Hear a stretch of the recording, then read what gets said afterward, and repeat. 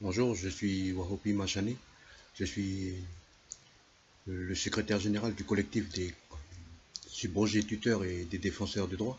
Cette vidéo, c'est pour annoncer à la Kanaki et au monde entier et à ceux qui partageront cette vidéo sur Facebook, sur Twitter ou YouTube et les autres réseaux sociaux que le collectif des subrogés tuteurs ainsi que d'autres collectifs, le collectif des intellectuels kanaks, le collectif des cercles des libres penseurs, le collectif des coutumiers traditionnels non inféodés à la loi 1901, au sein des conseils coutumiers présents au Kanaki, va organiser 5 jours de sitting et de meeting devant le tribunal de Nouméa, le palais de justice, là où s'applique justement la justice française.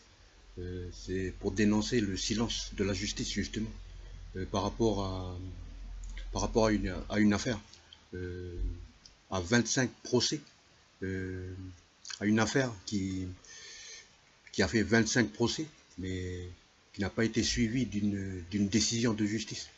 Alors que dans la légalité française, il y a l'article 4 du Code civil français qui interdit aux juges de se retrancher derrière le silence.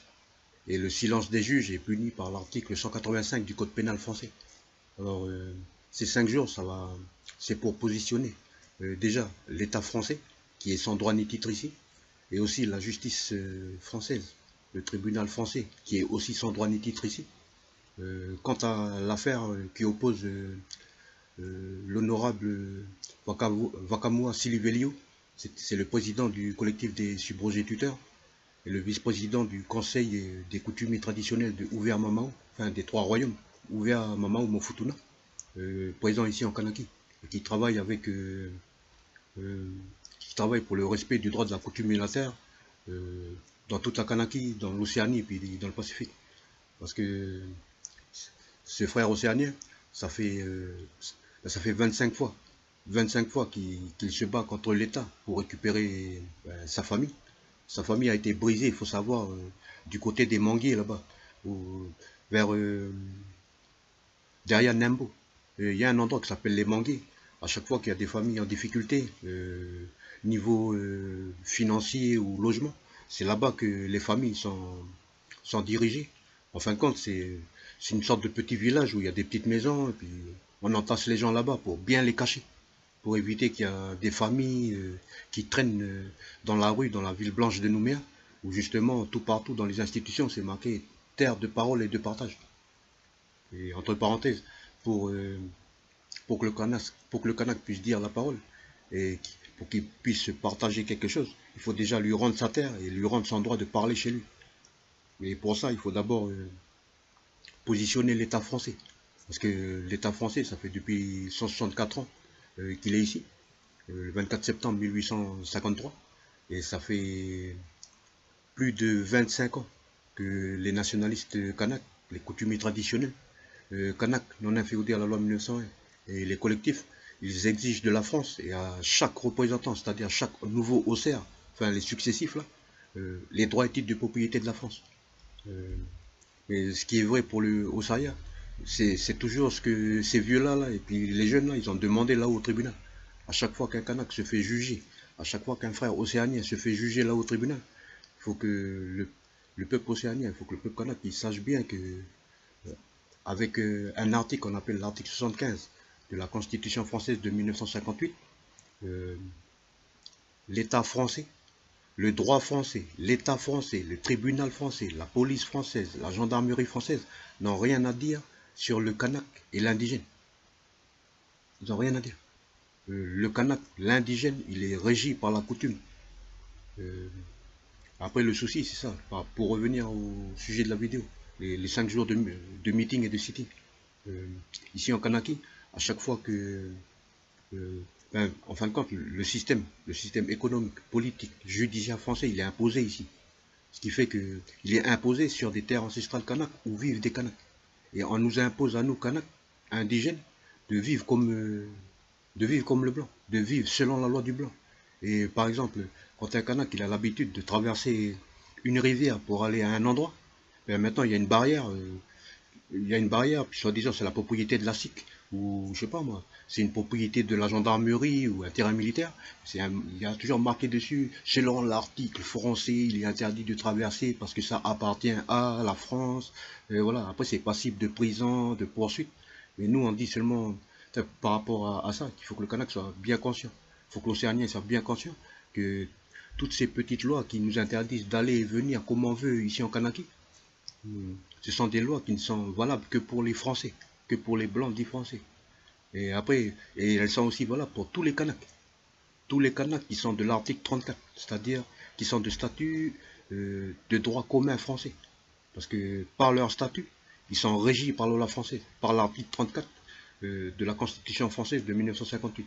Par contre, tous les Kanaks qui ont décidé de rester dans l'article 75, c'est-à-dire ils restent chefs de clan, ils restent propriétaires terriens, ils restent régis par la coutume, ils obéissent à leur chef de famille, à leur chef de clan, à leur chef de tribu, à leur grand chef, à leur souverain, ben, automatiquement, eux, c'est la coutume qui les gère. Et selon la légalité française, il y a un truc qu'on appelle l'arrêté Guillain, euh, numéro 840 du 9 août 1898. Euh, Cet arrêté-là, il reconnaît l'autorité des grands chefs sur les personnes et sur les biens, euh, sur son territoire, et lui donne les prérogatives de juge et de police en coopération avec le gouverneur. Ça veut dire que toi, la France, si tu as des droits de propriété, ben, tu restes là-bas. Mais toi, au CER, tu gères que les Français et puis les Kanaks, les indigènes qui sont de l'article 34. Moi, souverain, euh, je gère tous les, tous les Kanaks et tous les indigènes qui sont de l'article 75 et qui sont régis par la coutume de la Kanaki, du Pacifique, de l'Océanie. Ça se passe comme ça. Et ce droit-là, c'est marqué. On a tout retrouvé. Et malheureusement, au tribunal français, quand un jeune Kanak, on va prendre l'exemple le plus simple. Quand un jeune Kanak se fait choper avec, je sais pas moi, 1 kilo de cannabis, parce que il n'a que le cannabis pour essayer d'arrondir les fins de mois, parce que avec le SMIC 125 000, et puis la charte de vie, là, on va pas loin. Au bout du 12e ou du 15e jour du mois, ça y est, tu es obligé déjà de demander un acompte à ton patron. Dès qu'un Kanak se fait choper avec ça, avec du cannabis, pour vendre, pour survivre. Parce que quand on regarde bien, c'est vrai, le cannabis, selon les études de certains blancs qui sont là pour négativiser ces plantes, c'est pas bon pour la santé. Puis de l'autre côté, il y a des scientifiques qui ont prouvé par 2 études, une de 82 articles et une de 20 articles, que le cannabis a des effets positifs pour le traitement du cancer, de 13 types de cancers et de 20 types de cancers du cerveau. Alors, nous, on aimerait bien que la France se positionne un peu par rapport aux textes internationaux, par rapport à sa propre légalité. Parce que, selon sa propre légalité, la France, elle n'a pas le droit de venir ici, en Kanaki, si elle n'a pas de droit et titre de propriété. La France n'a pas le droit de venir ici avec ses services sociaux pour casser les familles indigènes, les familles Kanak, les familles océaniennes, les familles Caldoches, toutes les familles, sous prétexte que, au nom du droit de l'enfant à la française, c'est pas bien de vivre dans une cabane, dans un endroit qu'on appelle squat. Et nous, on rappelle simplement à l'État français, qui est sans droit ni titre en Kanaki, que le premier et seul squatteur ici en Kanaki, c'est bien la France, depuis le 24 septembre 1853. Et on attend toujours ses droits et titres de propriété. Alors que certaines familles qui vivent dans des petites cabanes, c'est-à-dire 4 bouts de tôle, enfin 5 avec le toit, ils ont débroussé partout, c'est propre. Et ils peuvent ainsi continuer à vivre selon le mode de vie océanien, au milieu de palétuviers, à côté de la brousse, il y a le champ. Euh, Ils ont le droit de vivre comme ça. C'est pas à la France de venir de 22 000 km pour imposer aux Kanaks de vivre dans des cages à lapins qu'on appelle les duplex. Parce que, non, non, non. Après, c'est automatique. Quand un jeune Kanak, il a l'habitude de vivre dans un espace, je sais pas moi, de 4 hectares, du jour au lendemain, tu le mets dans une boîte à sardines, dans un F2, à Vallée du Tir ou à Pierre-Lanquette, mais il pète un câble. Automatiquement, à côté de Pierre-Lanquette, c'est quoi? Il y a la Société Lefroy, un peu plus loin là-bas, vers le 4e, il y a la GBNC, et il faut savoir que l'alcool et le cannabis, ils ont été importés ici par la France pour casser le peuple kanak. Et maintenant, au tribunal français, on condamne du kanak pour possession de cannabis, pour qu'on appelle, divagation sur la voie publique en état d'ébriété. Et c'est bien de, qu'on appelle, de toujours mettre le Kanak au tribunal. Mais il faudrait aussi punir les gens qui ont fait venir le cannabis, la famille, parce qu'il y a une seule fois, il y a un seul mec qui a fait venir le cannabis ici, avec l'autorisation de l'État français pour casser la revendication Kanak. Tout le monde connaît son nom, c'était dans les années 80. Il est mort en 2010. Il y a une grosse cérémonie là-bas au quatrième. Pour l'alcool, c'est pareil. Ils ont fait boire les vieux. Une fois qu'ils étaient bien sous, ils leur ont donné des fusils. Et après, bim bam poum, ça a pété partout. Et pour l'alcool, pourquoi, pourquoi la GBNC n'est jamais co-accusée quand un Kanak quand un Kanak, un Wallisien ou un Caldoche, il prend sa voiture, il est sous, il fait un accident. C'est toujours lui. Parce qu'on dit toujours, ouais, mais la boîte, elle n'est pas venue toute seule dans la bouche. Après, il faut que le peuple kanak sache bien, il faut que le Caldoche sache bien, il faut que l'Océanien sache bien, il faut que l'indigène sache bien que dans le système euh, commercial qu'il y a maintenant en Kanaki en 2017, dans le système du marketing, maintenant, il y a les Américains, oui, oui, les autres voleurs de terre là-bas qui ont volé la terre des Indiens. Eux, ils ont mis en place un truc qu'on appelle le marketing olfactif. C'est carrément, ils influencent ton cerveau par ton nez. Ça veut dire que dans les magasins, ben, il n'y a qu'à voir dans les magasins. Et l'alcool, il se trouve où? C'est toujours près des caisses. Toujours près des caisses. Avant, c'était dans les frigos. Et après, bon, soi-disant, c'était une mesure pour lutter contre l'alcool, la délinquance. Ben, on a arrêté de refroidir. Mais qu'est-ce qu'ils ont fait, les magasiniers? Ben, ils ont pris les cartons, ils ont mis juste sous la clim. C'est quoi le bordel? Et c'est toujours tout près. C'est toujours tout près. Alors, nous on dit que euh, parfois, ben, pour que le Kanak puisse continuer à vivre bien ici, il faudrait qu'il connaisse bien ses droits. Déjà, connaisse bien ses droits. Il faut qu'il sache bien. Il faut que l'indigène sache bien. Il faut que, il faut que le Kanak sache bien.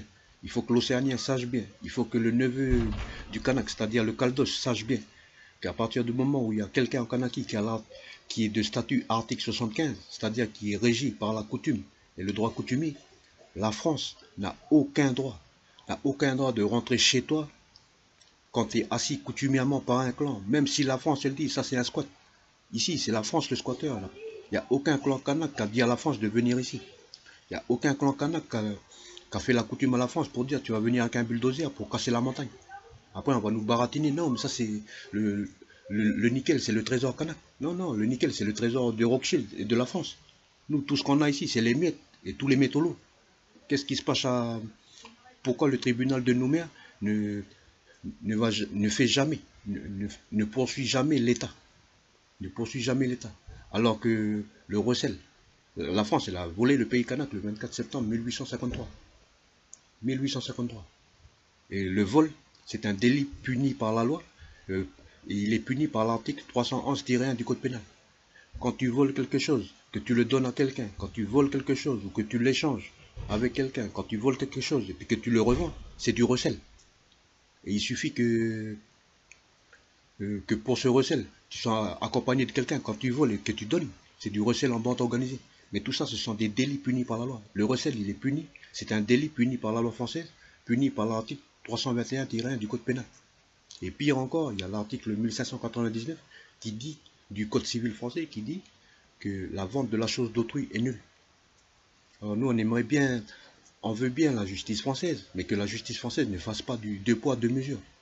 Et pour en revenir au sujet de la vidéo, euh, comment ça se fait comment ça se fait que la France s'octroie le droit de casser des familles kanak ici, c'est-à-dire séparer casser déjà le noyau familial, c'est-à-dire confronter le droit du papa et le droit de la maman, le droit de la femme version Jane Fonda, puis le droit de l'homme version 1789. Comme ça, les deux ils vont se taper dessus.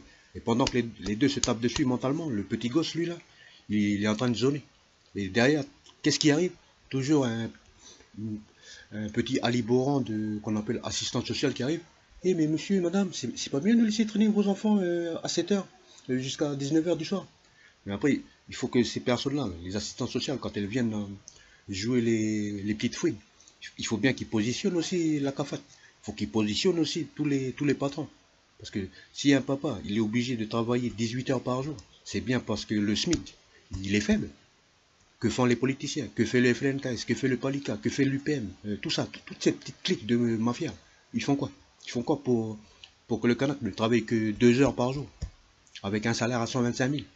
Un toucher de bateau, c'est 129 milliards. Il y a 40 touchés de bateau ici. Un minéralier de 71 000 tonnes, c'est 129 milliards de francs CFP. Il y a 40 touchés de bateau ici. Il y a 8 opérateurs mini. Et on veut nous faire croire que c'est impossible de faire travailler le Kanak pendant 2 heures avec un salaire de 125 000.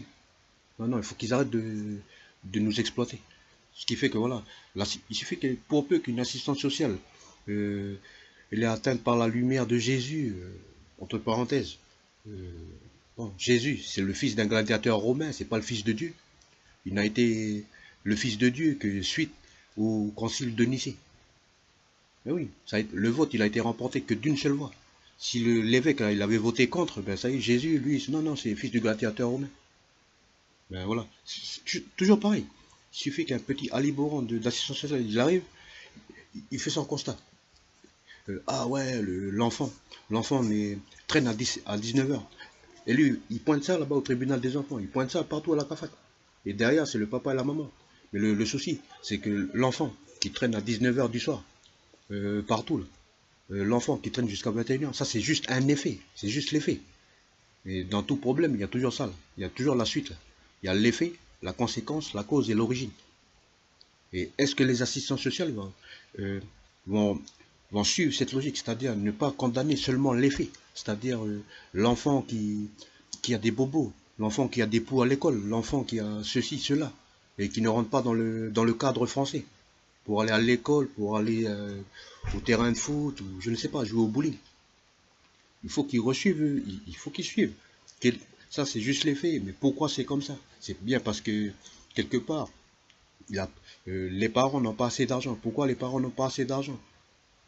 Après, c'est très simple.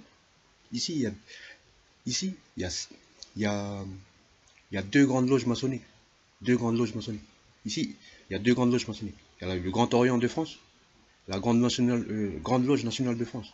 Sous ces 2 grandes loges, il y a 7 mini-loges. Et sous les 7 mini-loges, il y a eu à peu près 8 partis politiques, 8 gros. Et les 8 gros partis politiques, ils sont cadenassés, ils sont marionnettisés par 7 grosses multinationales. Et au-dessus de tout ce système, il y a le truc qu'on appelle les Illuminati sur Internet. Mais ils sont là déjà. Le chef de clan, il est là déjà ici. Rothschild, il est là depuis 1880. Et après, nous, on se demande pourquoi il y a plein de trucs qui déconnent dans notre pays.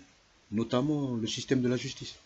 Alors, pour revenir au sujet de la vidéo, parce que on commence toujours petit, puis après, il y a tellement de choses à dire que voilà, on s'éparpille. Mais pour revenir vraiment à la vidéo, le lundi 21 août jusqu'au vendredi 25, le collectif des subrogituteurs, les autres collectifs, ils vont organiser une série de meetings et de sit-ins. La police est prévenue, la gendarmerie est prévenue, le commandant de gendarmerie a lu et signé lui-même. Voilà. Le tribunal de Nouméa et toutes les juridictions, tribunal des enfants, juge d'application des peines, cour d'appel, tribunal de première instance. Tout le monde est au courant. Tout le monde est au courant qu'on va faire ce meeting-là. Et ce meeting-là, c'est comme d'habitude, comme on le fait toujours avec les subrogituteurs. C'est un meeting où on va balancer, on va vraiment dénoncer l'acte de prise de possession, l'illégalité des services sociaux ici en Kanaki, le fait qu'ils sont enfermés dans 2 concepts, l'incapacité et puis l'incompétence à gérer tout ce qui est social ici. Parce que tout ce qui est social ici, il est géré à la façon française de gérer ce qu'ils appellent le social en France. Et tout ce qui est social est géré par un truc qu'on appelle les lois de la République. Mais ici, il faut bien savoir que la République, ça vient d'un truc qu'on appelle res publica, la chose publique. Et la chose publique, quand on commence à faire les études, je sais pas comment on dit, les recherches étymologiques, ou les noms, ça vient d'où le truc, ben, ça veut dire la chose publique. Et après, quand tu commences à refaire bien l'historique, ben, ça veut dire quoi là? Ça vient d'où le terme chose publique? Pourquoi il dit ça? Ben, dans la Rome antique, la chose publique, c'est l'endroit où, quand le Vatican, là, les évêques, ils devaient faire une éjaculation cosmique, c'est-à-dire qu'ils devaient avoir des rapports sexuels, alors que normalement, eux, ils sont enfermés par le vœu de chasteté. Ben, au moins une fois par mois, ils envoient la garde suisse. Et vous n'allez pas partir sur la voie publique Vous allez chercher les prostituées. Les plus belles prostituées de Nice, de Venise, tout ce que tu veux. Et après, voilà, éjaculation cosmique. Ça vient de là, le truc, là. La chose publique. Et ici, en Kanaki, les terres, c'est pas la République ici. Chaque terre, c'est la terre kanak. C'est pas une prostituée. La terre, elle est sacrée ici. La terre, elle appartient à un clan propriétaire terrien. La terre, il y a une tribu qui est dessus. La terre, il y a un grand chef qui gère les hommes qui vivent là. Et comme on l'avait dit tout à l'heure, chaque grand chef a l'autorité de juge. Alors nous, on demande simplement, c'est des choses qu'on demande toujours. Pourquoi l'État français, il s'entête à vouloir juger, à vouloir casser les familles dans le tribunal français, alors que la coutume déjà, et là, c'est déjà une cour d'examen coutumier, où tout est codifié pour faire en sorte que toutes les personnes qui viennent quelque part, qu'ils soient indigènes ou non indigènes, mais du moment qu'ils respectent le clan propriétaire terrien, le chef de clan, le chef de tribu, le grand chef, automatiquement, dans la culture kanak, on fait une petite place. On fait une petite place pour lui. Toi, tu vas rester là. Toi, voilà ton cadre juridique. Coutumier, c'est comme ça. Là. Toi, tu vas, tous les matins à 7 h, tu vas prendre de l'eau pour la grand-mère qui est à côté. Toi, tu surveilles la grand-mère. C'est ça ta fonction. Et à partir de ce moment-là, quand quelqu'un il est assis coutumièrement, la France, elle n'a plus à se mêler de ces histoires. Si l'enfant kanak, dans ce cadre-là, il est dehors, il n'est pas dehors bêtement. Parce que ici en Kanaki, quand un enfant il joue à côté d'un caillou, il n'est pas en train de divaguer. Lui, il reste à côté du caillou, mais c'est comme ça. Parce que le caillou, c'est un enregistreur de vie. L'enfant, il va à côté du caillou, c'est inscrit dans son instinct. Il faut qu'il soit à côté de ce caillou-là. Parce que le caillou, il va lui raconter l'histoire de l'endroit. Mais les services sociaux français, là, mais ils connaissent quoi de tout ça? Eux, là, tout ce qu'ils savent faire, c'est la politique du chiffre. En gros, je suis payé pour péter les familles kanak et les familles indigènes ici. Plus je signale, ah, il y a un graffiti, donc il est sale. Ah, le, le petit kanak, il a une casse-tête touée, donc, oh là là, c'est pas bon. Puis après, les rapports s'entassent, ça arrive chez quelqu'un qu'on appelle psychologue, automatiquement, le psychologue, convocation des parents, vient ici, et pour peu que le parent, lui, il sait exactement comment il s'appelle, qui il est dans sa structure coutumière, et qui l'a assis dans l'endroit, et pourquoi son fils, il va à tel endroit de l'endroit où il est assis. C'est pour connecter avec le caillou, connecter avec l'arbre, sentir l'odeur du feu du voisin, pour surveiller la sauterelle. Ben lui, il va simplement, automatiquement, il va ruer dans les brancards. Mais dès qu'il rue dans les brancards, automatiquement, derrière, il y a un truc qu'on appelle, il faut respecter la fonction. On veut bien respecter les fonctions, mais eux là, tous ces psychiatres, tous ces assistantes sociales, mais il faut qu'ils respectent aussi les structures coutumières ici. Ici, il y a 49 souverains, il y a 355 princes et 3125 chefs de clan. Et il y a des chefs de famille. Et selon la décision de justice du 19 novembre 2015 du tribunal des enfants, suite à l'affaire Chanene Fekei contre le tribunal des enfants, parce que voilà, ça suit. Il y a un petit enfant de cette famille-là. En gros, un kanak, il n'est pas fait pour habiter déjà, comment on disait là. Il n'est pas fait pour habiter dans un duplex. Lui, c'est une case avec 4 hectares, il fait ce qu'il veut dedans. Là, en 2015, tu prends ce petit kanak-là, tu le mets dans un duplex, et ce duplex, il fait partie d'un ensemble qu'on appelle quartier populaire. Et dans les quartiers populaires, il y a quoi? Ben, il y a des Kanaks, des Océaniens, des Caldoches, c'est un crayon de couleur. Mais le souci, c'est que, est-ce que les services sociaux, qui ont pointé du doigt ce petit garçon en disant, hey, à 19 h, tu es encore dehors, est-ce qu'ils ont fait le travail que j'avais dit tout à l'heure? Est-ce qu'ils ont remonté là? Ça, c'est l'effet. Pourquoi il est dehors à 19 h? C'est peut-être parce que les parents, ils sont pas rentrés. Pourquoi les parents, ils sont pas rentrés? C'est parce qu'il y a ça, il y a ça, il y a ça. L'autre, il doit marcher à pied de son travail parce qu'il n'a pas assez de pièces pour prendre le car. Il préfère garder l'argent pour acheter du pain pour tenir encore 3 jours. Il y a tout ça qui rentre en compte, mais eux, ils en ont rien à branler. Eux, c'est le chiffre. Le 19 novembre 2015, j'ai été le subrogé-tuteur du chef de clan, là, et du chef de famille. Là, et on a positionné le juge des enfants. Et lui, devant, enfin, après, comme d'hab, hein, quand un subrogé-tuteur arrive, ah non, non, t'as pas le droit parce que t'as pas de robe, voilà, t'es pas avocat. Mais encore une fois, déjà, si le juge français, il est sans droit ni titre ici, mais le barreau de Nouméa, il est sans droit ni titre. On n'en a rien à foutre. Et quand nous, on a écrit, enfin, voilà, quand on a écrit la conclusion juridique, c'était simplement pour dire, ici, la France, elle est sans droit ni titre. Le tribunal français de Nouméa est sans droit ni titre. Les services sociaux sont sans droit ni titre. Sur quelle disposition légale vous allez faire venir un chef de clan, chef de famille, ici pour le juger dans une institution française alors que vous êtes sans droit ni titre et qu'en plus vous êtes en train de casser son autorité. On a tellement flingué, fracassé le juge qu'après, voilà, il a fait appel à la police, il a fait appel aux vigilants pour me faire sortir. Je suis sorti, mais je suis pas parti, hein. Je suis resté juste là, la porte, juste derrière. Parce que en gros, il pensait que le chef de clan que je représentais, lui, il connaissait pas ses droits. Malheureusement pour lui, le chef de clan, c'est un gros costaud. Quand le juge des enfants, il a commencé à vouloir faire son petit mec, et on va mettre en place des mesures disciplinaires, le CEJ, il faut le mettre en famille d'accueil. Le souverain, il est arrivé, t'as moi je suis chef de clan, mon clan il est ici depuis la nuit des temps, la France il est arrivé ici le 24 septembre 1853, il y a 3 signatures sur l'acte de prise de possession qui ne sont pas là, ce qui fait de la France, ce qui fait de la présence française, une présence illégale, caduque, nulle et non avenue. Toi là, tu parles de quoi ici? Après, le vieux, il a sorti tout de suite derrière l'arrêté Guillain numéro 840 dont on a parlé tout à l'heure, du 9 août 1898, et flingué. Hey, mais je ne savais pas que vous étiez chef de famille et que vous étiez chef de clan. Mais à partir d'aujourd'hui, tout ce qui est affaire de famille doit être géré par le chef de clan, et tout ce qui est affaire de clan est géré par le chef de clan. C'est ce qui a été dit par le juge, c'est la décision de justice du 19 novembre 2015.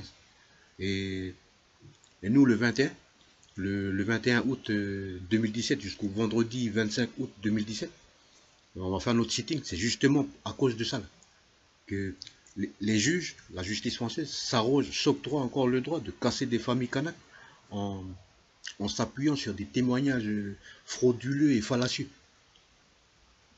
Et, comme d'habitude, toujours cadré par l'incapacité et l'incompétence à analyser la suite logique des choses. Conséquences, effet, effet, conséquence, cause, origine.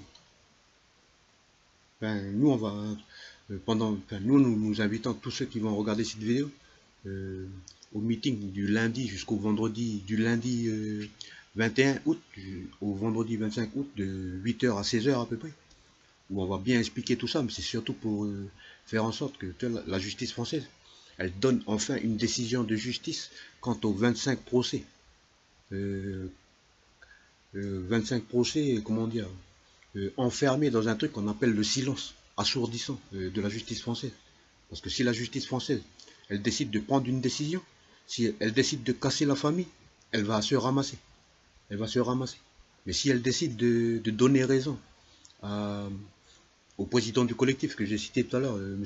Vakamoa Silibelio, pour les 25 procès, là, bah, automatiquement derrière, la France va être obligée de revenir sur quelque chose qui s'appelle le rapatriement, avec toutes les indemnités qui lui sont dues à lui et sa famille, pour préjudice moral par rapport à le moment où il a été pris de Futuna, parce que lui c'est le chef de clan Vakamoa à Futuna, c'est lui qui a été choisi pour être le chef de clan à Futuna. Et après on rappelle bien, depuis le 19 novembre 2015, toutes les affaires de famille sont réglées par les chefs de famille. Toutes les affaires de clan sont gérées par les chefs de clan. Lui, les chefs de famille et chefs de clan. Ils ont pété sa famille ici, au Canada. Puis ça fait 25 procès que la France, elle dirait. Nous, on va péter ça. Pour tous ceux, peut-être qu'il y en a qui ont vécu ça aussi. Peut-être qu'il y en a qui ont vécu ça dans leur famille. Peut-être qu'il y en a qui ont vécu ça dans leur famille. Nous, on les invite à bien se rappeler comment les services sociaux sont arrivés pour jouer les petits serpents, prendre des notes, comment la CAFAT a commencé à mettre le rouleau compresseur, comment les services sociaux sont arrivés pour commencer à amener la police, tribunal, machin, CEJ, prison. Ça va être une bonne occasion pour chaque Kanak de se positionner déjà en tant que lui dans sa structure, pour faire en sorte que sa famille, son clan, sa tribu et puis son district, ce soit des lieux de vie qui sont agréables et harmonieux pour les enfants, ça veut dire automatiquement derrière qu'ils aient des moyens de survivance. Donc, point de suspension. Il faut que des royalties soient versées au clan pour toutes les activités économiques et financières, les redevances au gouvernement théogonique fédéral kanak, ainsi de suite, ainsi de suite, ainsi de suite.